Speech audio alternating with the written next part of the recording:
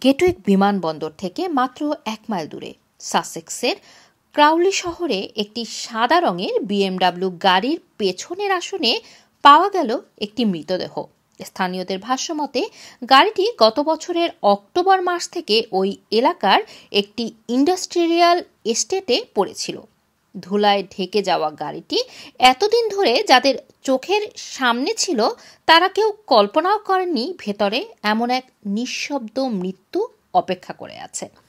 শুক্রবার সকালে একটি রিকভারি ড্রাইভার গাড়িটি তুলতে এসে ভেতরে কিছু অস্বাভাবিক দেখতে পান। গাড়ির পেছনের সিটে মোড়ানো কম্বলের নিচে ছিল একটি মানুষের দেহ। সে সঙ্গে সঙ্গে পুলিশকে খবর দেয়। ঘটনাস্থলে ছুটে আসে সাসেক্স পুলিশ এবং ফরেনসিক টিম। পুরো এলাকা ঘিরে ফেলা হয় তদন্তের জন্য। মৃত্যুটিকে আপাতত সন্দেহজনক মনে করলেও মৃত ব্যক্তির পরিচয় এখনো নিশ্চিত করা যায়নি। এই ঘটনাটিকে সামনে আসার পর প্রশ্ন উঠেছে প্রশাসনিক ব্যর্থতা নিয়ে। গাড়িটির গায়ে 19 মে একটি পার্কিং নোটিশ লাগানো হয়েছিল, যেখানে বলা হয়েছিল এটি আনট্যাক্সড।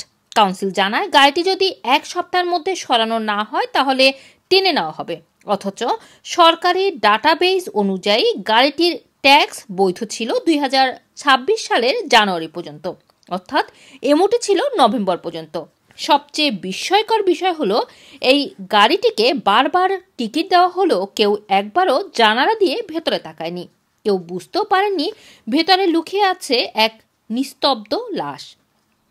স্থানীয় বাসিন্দারা বলছেন তারা বহুবার কাউন্সিলকে জানিয়েছিলেন গাড়িটি অস্বাভাবিকভাবে পড়ে আছে। কেউ এটিকে পরিত্যক্ত বলে ধরে নিয়েছিল, কেউ সন্দেহ করলেও কোনো পদক্ষেপ নেয়নি। অবশেষে একজন রিকভারি ড্রাইভারের চোখেই ধরা পড়ে এই রহস্য।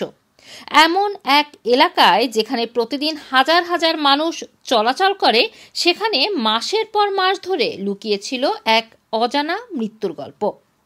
এই ঘটনায় অনেকের মনেই প্রশ্ন, এটি কি নিছক একটি দুর্ঘটনা, নাকি আছে এর পেছনে আরও কোনো অজানা ইতিহাস?